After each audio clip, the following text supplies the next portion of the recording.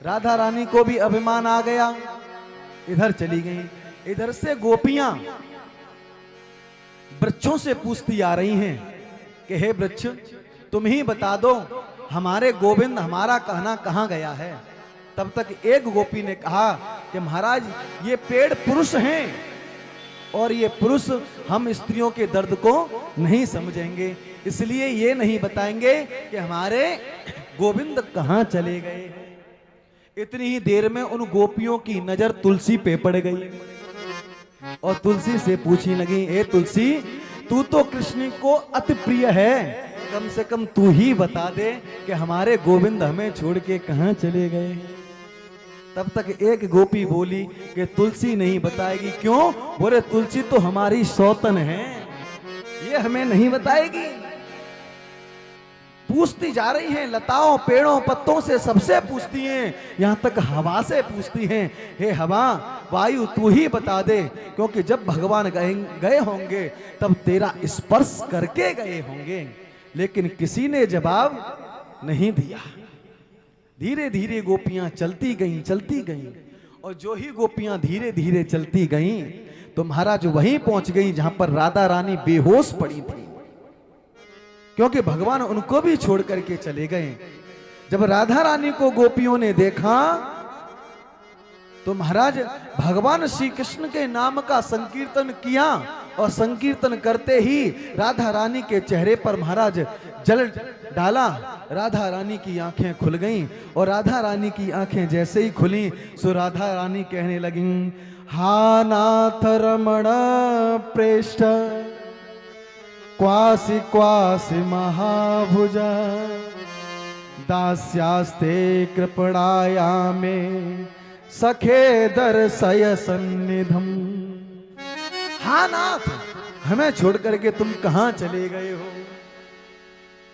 गोपियों ने पूछा, राधा रानी वो तो तुम्हारे पास आए थे, तुमको साथ लेके आए थे, तुम तो बता दो कम से कम वो स्वामी कहां चले गए हैं। राधा रानी ने कहा कि तुम्हें अभिमान हो गया था तो तुम्हें छोड़ करके प्रभु चले गए थे, ऐसे ही मुझे अभिमान हो गया तो प्रभु मुझे भी छोड़ करके चले गए। अब तो विरह वेदना में सभी गोपियां राधा रानी के सहित आज भगवान को ढूंढने लगती हैं।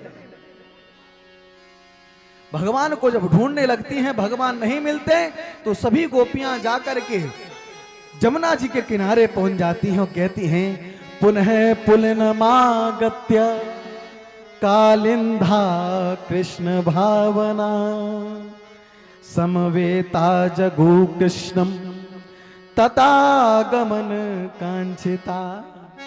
हे यमुना, तुम्हें तो पता होगा कि हमारे प्रियतम कहां चले गए हैं।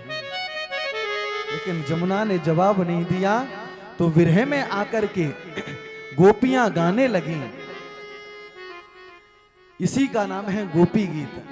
कहने लगी, जयति तेधिकम जन्मना ब्रज श्रयत इंदिरा सस्वदत्रहि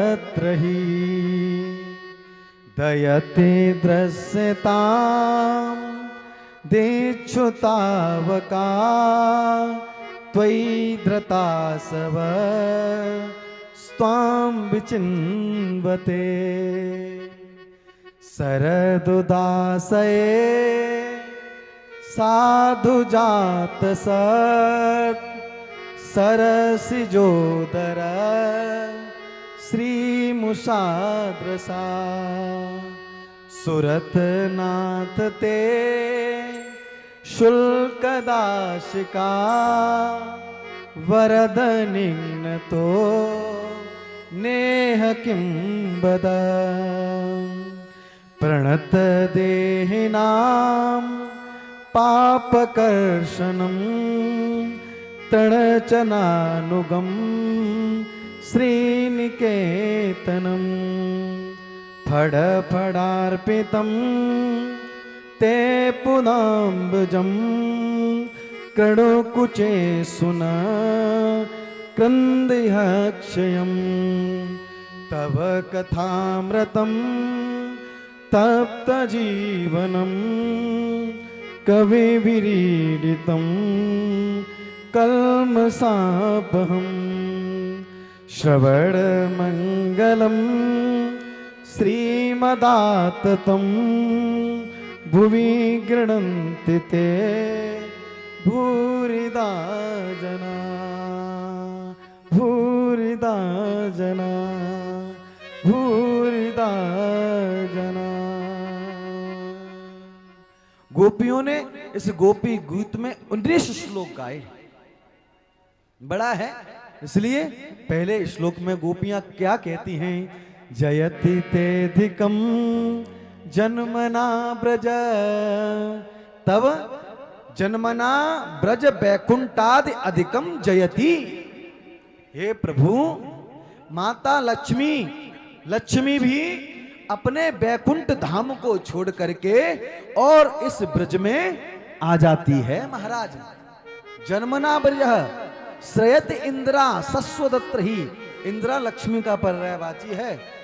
साक्षात लक्ष्मी बैकुंठ धाम को छोड़ करके ब्रज में चली आती है, इसलिए दयते दृश्यता दिच्छुकावता त्वयि धृता सव स्वाम विचिन्वते। हे प्यारे, हम आपकी शरण में हैं। कहती हैं गोपियां, अरे प्यारे, हम आपकी इतनी विरह से याद कर रहे हैं, अगर हम चाहें तो अपने प्राणों को भी निकाल के दे सकते हैं, लेकिन बेचारे ये प्राण भी तो नहीं निकलते, ये प्राण भी नहीं निकलते। गोपियां जब इस गीत को गा रही हैं तो शायद भगवान ये कह रहे हैं, गोपियों मन में सोच रहे हैं भगवान कि मैं जाता तो नहीं, लेकिन तुम्हारे अंदर गोपियां जो है अभिमान का विष तुम्हारे अंदर भर गया था, और जिसके पास में अभिमान होता है उसका मैं त्याग कर देता हूं। तुम्हारे अंदर अभिमान का विष भर गया है। तो गोपियां मानो कहती हो कि प्रभु, हमारे अंदर तो अभिमान का विष भरा हुआ है, लेकिन उस विष को बवन कराने की क्षमता तो आपके चरणों में है महाराज। कैसे? जब कालिया नाग के अंदर विष था, आपने उसके ऊपर नृत्य किया, अपने चरणों का प्रहार किया, तो उसका भी विष बमन हो गया। इसी प्रकार फड़ फड़ार्पितम ते पुदाम्बुजम कर्णकुचे सुना कृदेह क्षयम। आप अगर चाहो तो हमारे अंदर जो विष भरा हुआ है, आपके चरणों के द्वारा वो विष भी, उस विष का भी हम बमन कर देंगे। प्यारे, हम तो तुम्हारी याद में मरना भी चाहते हैं, लेकिन क्या करें इन प्राणों का, ये प्राण भी नहीं निकलना चाहते, और निकले भी कैसे? क्योंकि हमने अमृत का पान कर लिया है, और जो अमृत का पान कर लेता है फिर उसकी मृत्यु कभी नहीं होती। भगवान ने कहा, गोपियों तुमने अमृत का पान कब कर लिया? तब गोपियां मानो कहती हैं कि स्वामी, हमने जो अमृत का पान किया है, किस अमृत का? तब कथामृतम तप्त जीवनम, हमने तप्त जीवनम, जीवानाम तप्ता नाम जीवनम, हमने आपकी कथा अमृत का पान कर लिया है। और जो अपने श्रण रंध्रों के द्वारा एक बार भी भगवान की कथा अमृत का पान कर लेता है महाराज, वो हमेशा के लिए अमर हो जाता है। बोलो राधे राधे। और जब वो आपकी कथा श्रवण करता है तब उस जीव का अनहित नहीं होता। तो महाराज श्रवण मंगलम, कथा सुनते ही उस जीव का मंगल हो जाता है।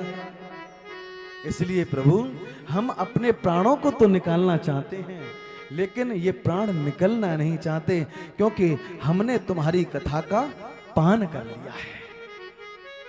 गोपियां बड़े सुंदर भाव से वर्णन करती हैं, इसलिए हे गोविंद, प्रणत कामदम पद्मजार्चितम धरणि मंडनम ध्येयमापदी चरण पंकजम संततम च ते रमणनस्तनेर स्वपर्यादिहन।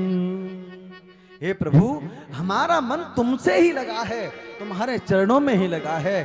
प्रभु, हमें आपके दर्शन मिल जाएं, हमें कुछ नहीं चाहिए। जो हमारे अंदर विष भरा था, आप उसका आकर के वमन करा दीजिए। जब भगवान ने फिर भी नहीं आए तो अंत तो गत्वा श्री सुखदेव भगवान राजा परीक्षित से कहते हैं, परीक्षित, गोपियां अंतिम समय में कहती हैं, रुरुदु सुस्वरम राजन कृष्ण दर्शन लालसा। रो रो के गोपियां भगवान को पुकारती हैं। भगवान ने कहा कि अब रो रो के इन्होंने अपने अभिमान का त्याग कर दिया है, अब ये गोपियां मेरे दर्शन करना चाहती हैं। उसी समय भगवान प्रकट हो गए। तासामा बिरक्षुरई श्यामवाना मुखाम्बुजम पीतांबर धर स्त्रगभी साक्षान मन्मथ मन्मथ। भगवान पीतांबर ओढ़े उन गोपियों के सामने प्रकट हो गए, और जो ही गोपियों के सामने प्रकट हो गए, ऐसे ही मालूम गोपियों के खुशी का ठिकाना नहीं रहा। एक गोपी तो टेढ़ी नजर से भगवान को देखती है, मानो कि भगवान को सुनाने लगती है कि तुम अब आए हो, इतनी देर हो गई, हमने तुम्हारा कितना इंतजार किया, अब आए हो। भगवान बोले, गोपियों, इसमें गलती मेरी नहीं, मैं तुम्हें छोड़ के गया हूं, इसमें गलती तो तुम्हारी थी, तुम्हारे अंदर अभिमान आ गया था, इसलिए मुझे जाना पड़ा।